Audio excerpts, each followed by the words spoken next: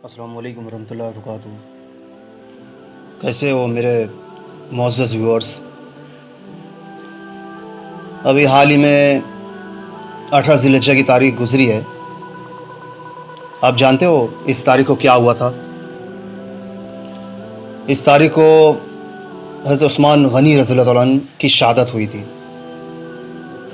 اسی مناسبت سے میں نے سوچا کہ آپ رضی اللہ عنہ کے اوپر آپ رضی اللہ عنہ کی زندگی پر کچھ روشنی ڈالی جائے۔ ہمارے آقا جناب محمد رسول اللہ صلی اللہ علیہ وسلم کے تمام صحابہ کرام رضی اللہ تعالیٰ علیہم اجمعین بڑی شان و مرتبت والے ہیں، جن کو ظاہری زندگی میں آقا صلی اللہ علیہ وسلم کا دیدار اور صحبت نصیب ہوئی۔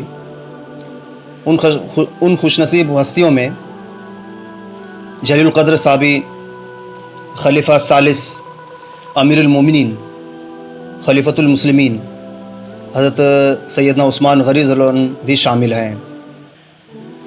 آپ رضی اللہ تعالیٰ عنہ عام الفیل کے 6 سال بعد پیدا ہوئے۔ عام الفیل جانتے ہیں نا آپ کسے کہتے ہیں؟ ابرہہ نے جب ناپاک ارادہ کیا تھا بیت اللہ کو ڈھانے کا،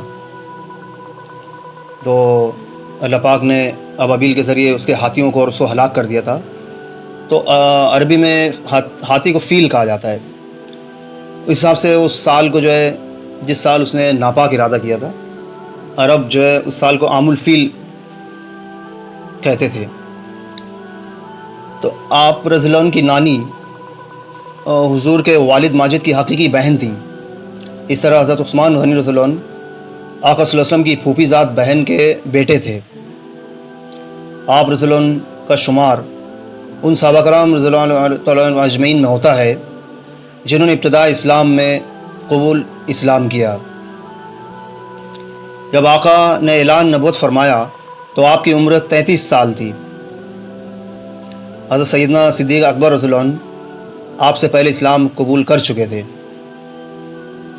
حضرت سیدنا صدیق اکبر اور سیدنا عثمان غنی رضی اللہ عنہ بچپن سے ہی اچھے دوست تھے۔ ایک مرتبہ آپ حضرت ابوبکر صدیق سے ملاقات کے لیے تشریف لائے تو اسلام کے موضوع پر گفتگو شروع ہو گئی۔ اللہ پاک نے آپ رضی اللہ عنہ میں ہدایت یابی کی صلاحیت پیدا فرما دی تھی۔ حضرت سیدنا صدیق اکبر رضی اللہ عنہ کی ترغیب اور دعوت سے آپ رضی اللہ عنہ حلقہ بغوش اسلام ہوئے۔ اللہ کے پیارے حبیب کی 2 صاحبزادیاں حضرت رقیہ اور حضرت ام کلثوم رضی اللہ عنہا یکے بعد دیگرے آپ کے نکاح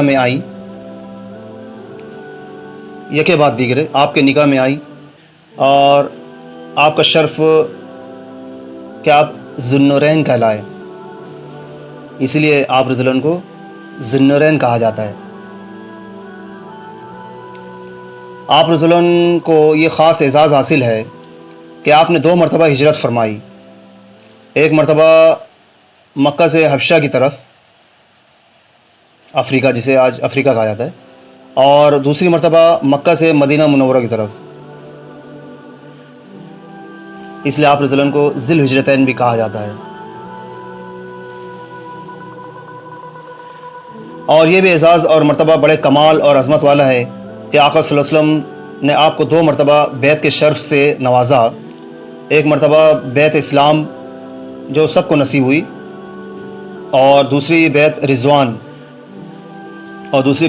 رضوان جب حدیبیہ کے مقام پر آقا صلی اللہ علیہ وسلم نے آپ کو سفیر بنا کر مکہ بھیجا تو یہ خبر مشہور ہوئی کہ آپ کو شہید کر دیا گیا ہے۔ لیکن دوسری طرف حضرت عثمان غنی رضی اللہ عنہ سفیر بن کر کفار مکہ سے بات چیت کرنے پہنچے ہیں۔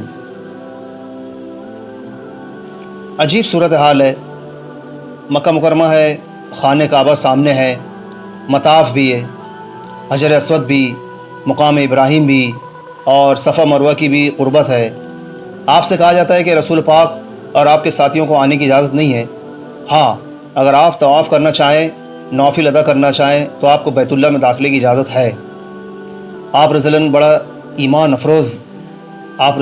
ایمان افروز جواب دیا کہ بے شک یہ عمل بڑا عالیشان ہے، مگر جب تک میرے آقا محمد عربی صلی اللہ علیہ وسلم زیارت کعبہ نہ کریں، میں ہرگز طواف کعبہ نہیں کروں گا۔ اس موقع پر آپ رضی اللہ عنہ نے صحابہ کرام سے قصاص کے لیے بیعت لی۔ اس موقع پر حضور نے صحابہ کرام سے قصاص کے لیے بیعت لی۔ جب سب سے بیعت لے چکے تو آپ نے اپنے دستماروں کو بلند کیا کہ میرا ایک ہاتھ میرا ایک ہاتھ میرا اور میرا دوسرا ہاتھ عثمان کا ہاتھ ہے، میں اپنے ہاتھ کو عثمان کے ہاتھ کی بیعت کرتا ہوں۔ ارشاد باری تعالیٰ ہے، اللہ پاک ارشاد ہے، محبوب جو تیرا ہاتھ ہے وہ میرا ہاتھ ہے۔ حضرت عثمان غنی رضی اللہ عنہ عشرہ مبشرہ یعنی وہ 10 صحابہ کرام جن کو نبی کریم صلی اللہ علیہ وسلم نے جنت کی بشارت دی ہے، ان میں شامل ہیں۔ آپ رضی اللہ عنہ کو یہ بھی شرف حاصل ہے کہ آپ کو 2 مرتبہ جنت کی بشارت دی گئی۔ ایک مرتبہ غزوہ تبوک میں مجاہدین اسلام کی مدد کرنے پر جب آپ نے 1000 اونٹ، کتنے؟ 1000 اونٹ، 70 گھوڑے اور 1000 دینار اور کم از کم 10,000 فوجیوں کے لیے ساز و سامان فراہم کیا۔ دوسری مرتبہ بئر روما خرید کر مدینہ منورہ کے اہل اسلام کے لیے وقف کرنے پر مدینہ منورہ میں پینے کے میٹھے اور صاف پانی کا حصول مشکل تھا۔ بئر روما میٹھے پانی کا کنواں تھا جس کا مالک یہودی تھا، جو مسلمانوں کو پانی زیادہ قیمت پر دیتا تھا اور تنگ بھی کرتا تھا۔ ہمارے آقا صلی اللہ علیہ وسلم نے ارشاد فرمایا، کون ہے جو یہ کنواں خرید کر مسلمانوں کے لیے وقف کر دے؟ حضرت عثمان غنی رضی اللہ عنہ نے یہ کنواں خرید کر وقف کر دیا۔ اب اس کنویں سے مسلمانوں کے ساتھ یہودی اور مدینہ منورہ کے رہنے والے بغیر قیمت ادا کیے پانی لے سکتے تھے۔ خشیت الہی سے بدن پر لرزہ طاری رہتا، تو آپ رضی اللہ عنہ کو آقا نے 2 بار جنت کی بشارت دی، اس لیے آپ رضی اللہ عنہ کو ذی البشارتین بھی کہا جاتا ہے۔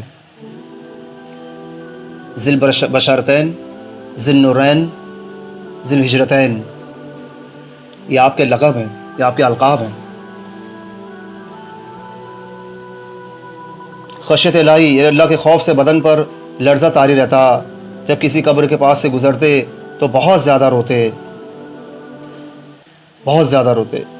آپ رضی اللہ عنہ فرمایا کرتے تھے کہ اگر مجھے یہ علم نہ ہو کہ مجھے جنت ملے گی یا جہنم، آپ رضی اللہ عنہ فرمایا کرتے تھے کہ اگر مجھے یہ علم نہ ہو کہ مجھے جنت ملے گی یا جہنم، تو میں اس کا فیصلہ ہونے کے مقابلے میں خاک ہو جانا پسند کروں، مٹی ہو جانا پسند کروں۔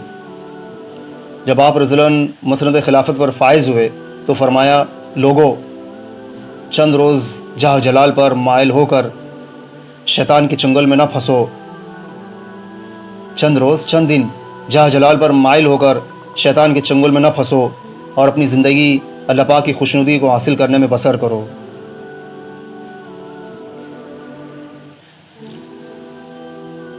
حضرت عثمان غنی رضی اللہ عنہ ہر کام میں آقا کی اتباع کو ملحوظ خاطر رکھا کرتے تھے۔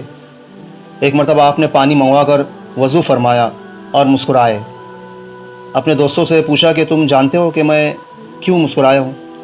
پھر خود ہی ارشاد فرمایا، اس جگہ آقا صلی اللہ علیہ وسلم نے یوں ہی پانی منگوا کر وضو فرمایا اور بعد میں مسکرائے، اور بعد میں صحابہ کرام سے عرض کیا کہ جانتے ہو میں کیوں مسکرایا ہوں؟ صحابہ رضی اللہ عنہ نے عرض کیا کہ اللہ اس کا رسول ہی بہتر جانتا ہے۔ آقا نے ارشاد فرمایا، جب آدمی وضو کرتا ہے، ہاتھ دھوتا ہے تو ہاتھوں سے، اور جب منہ دھوتا ہے تو منہ سے، مسح کرنے سے سر اور پاؤں دھونے سے پاؤں کے گناہ جھڑ جاتے ہیں۔ آپ رضی اللہ عنہ شرم و حیا کے پیکر تھے۔ ایک مرتبہ آقا صلی اللہ علیہ وسلم کی پنڈلی مبارک سے کپڑا ہٹا ہوا تھا۔ اسی حالت میں پتہ چلا کہ عثمان غنی رضی اللہ عنہ تشریف لا رہے ہیں، تو آقا نے پنڈلی مبارک پر کپڑا ٹھیک کر لیا اور سیدھا بیٹھ گئے۔ صحابہ کرام رضی اللہ عنہ نے عرض کیا، یا رسول اللہ اس کی کیا وجہ ہے؟ فرمایا، میرے عثمان کی حیا سے فرشتے بھی حیا کرتے ہیں۔ سبحان اللہ۔ آپ رضی اللہ عنہ زہد و تقوی کی چلتی پھرتی تصویر تھے۔ دن کو اکثر روزہ رکھا کرتے تھے اور رات عبادت و ریاضت میں گزار دیا کرتے تھے۔ آپ رضی اللہ عنہ نرم مزاج اور صبر و تحمل کے پیکر تھے۔ حضرت عثمان غنی رضی اللہ عنہ جامع القرآن بھی ہیں اور شہید قرآن بھی۔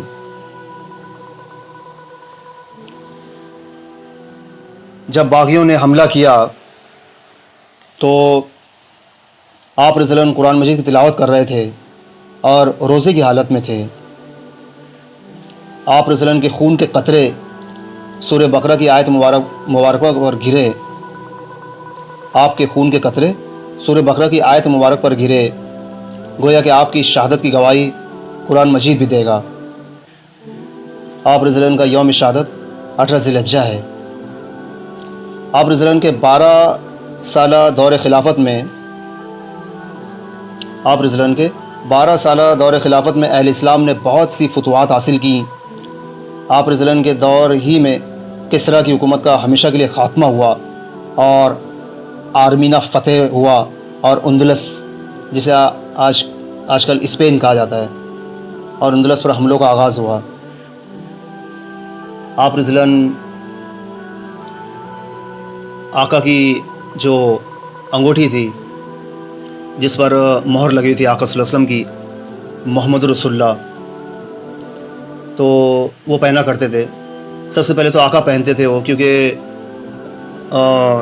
جو سلاطین تھے آقا کے دور کے، تو وہ کوئی خط بغیر مہر کے قبول نہیں کرتے تھے، پڑھنا ہی پسند نہیں کرتے تھے۔ تو جب آقا صلی اللہ علیہ وسلم نے دعوت و تبلیغ کے خطوط ان کے نام روانہ کیے، اسلام کی دعوت کے، تو آقا اپنی انگوٹھی کا مہر ان خطوط پر لگاتے تھے۔ اس کے بعد جب آقا دنیا سے پردہ کر گئے تو اس انگوٹھی کو حضرت ابوبکر صدیق رضی اللہ عنہ نے پہنا۔ پھر ابوبکر جب دنیا سے پردہ کر گئے تو اس کے بعد فاروق اعظم رضی اللہ عنہ نے اس انگوٹھی کو پہنا۔ جب فاروق اعظم کی شہادت ہوئی تو اس کے بعد جو وہ انگوٹھی حضرت عثمان غنی رضی اللہ عنہ کی نصیب میں آئی۔ اور ایک مرتبہ کی بات ہے کہ حضرت عثمان ایک کنویں کے پاس غسل فرمانے گئے تو انگوٹھی نکال کر رکھی انہوں نے، اور اس کے بعد انہوں نے غسل فرمایا، اور آدمی بے خیالی میں بھول جاتا ہے کہ وہ بھول گئے، اور ویسے ہی تشریف لے آئے مہر۔ اس کے بعد ان کو خیال آیا تو انہوں نے آدمی بھیجے کہ جاؤ انگوٹھی وہاں تلاش کرو۔ سپاہی گئے دوڑے انگوٹھی بہت تلاش کیا انہوں نے، کنویں کا پانی پورا خالی کر دیا گیا، بہت تلاش کیا گیا آقا کی مہر کی انگوٹھی کو، مگر وہ انگوٹھی کہیں نظر نہیں آئی۔